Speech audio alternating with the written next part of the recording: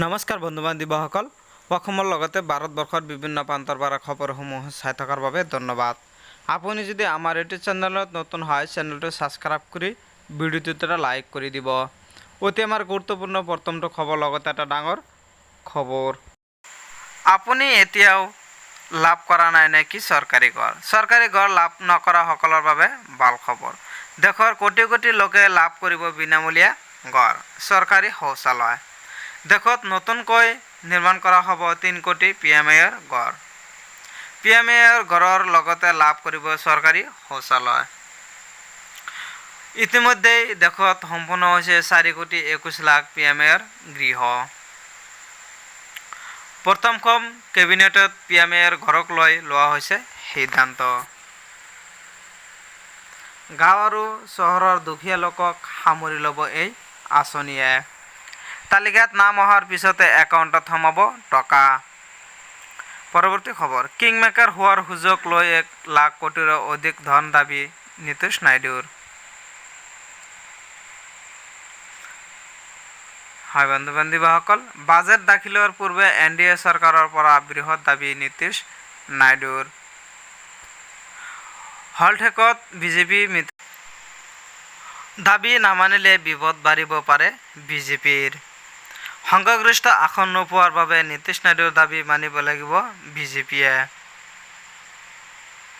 বিহাৰ, উত্তৰ প্ৰদেশ উন্নয়নৰ বাবে বিচাৰিছে বৃহৎ ধনৰাশি। ইতিমধ্যে এই চৰকাৰক ঠুনুকা আখ্যা বহু ৰাজনৈতিক বিশেষজ্ঞৰ।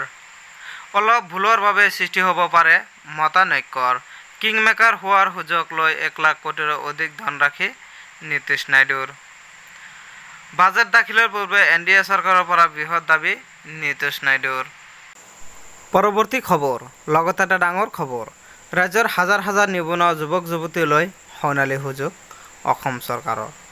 APDSLত ওলাইছে 5,000 চাকৰি। মেট্ৰিক উত্তীৰ্ণ কৰিব পাৰিব আবেদন। মেট্ৰিকৰ পৰা স্নাতক উত্তীৰ্ণ নিবনুৱাৰ বাবে ভাল খবৰ। স্নাতক উত্তীৰ্ণসকলে আবেদন কৰিব পাৰিব এছিষ্টেণ্ট একাউণ্টছ অফিচাৰ পদত। 55% নম্বৰে স্নাতক উত্তীৰ্ণসকলৰ বাবে এই পদ। HS উত্তীৰ্ণসকলে আবেদন কৰিব পাৰিব অফিচ কেম্প ফিল্ড এছিষ্টেণ্ট পদৰ বাবে।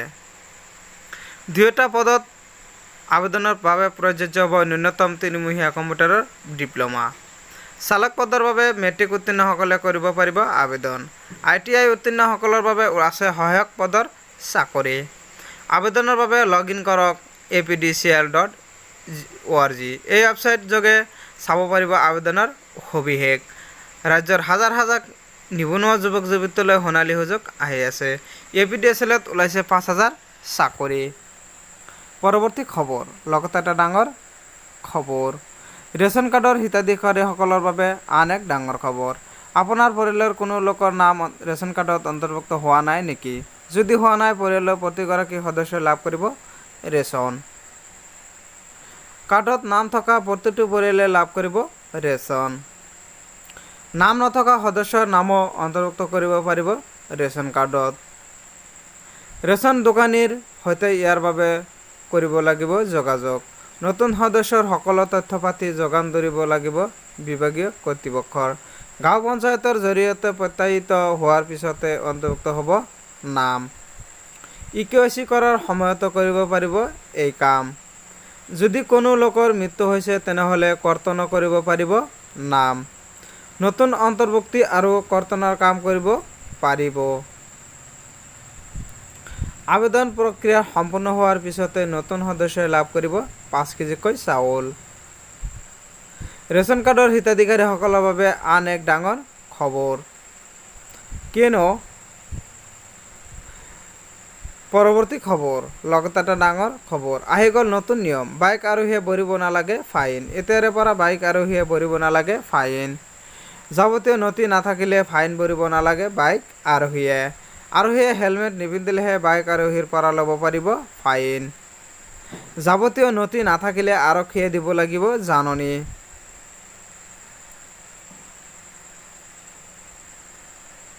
কেবিনেট বৈঠকৰ অন্তত হিমন্ত বিশ্ব শৰ্মাৰ ডাঙৰ ঘোষণা। শীঘ্ৰেই এই সন্দৰ্ভত জাৰি কৰা হ'ব SOP। অটো ৰিক্সা ৰিক্সা ই ৰিক্সাৰ ক্ষেত্ৰতো আহি গ'ল নতুন নিয়ম। এটা অপৰাধ 4বাৰ কৰাৰ পিছত হ'ব জৰিমনা। এতিয়াৰে পৰা বাইক আৰোহীয়ে ভৰিব নালাগে ফাইন।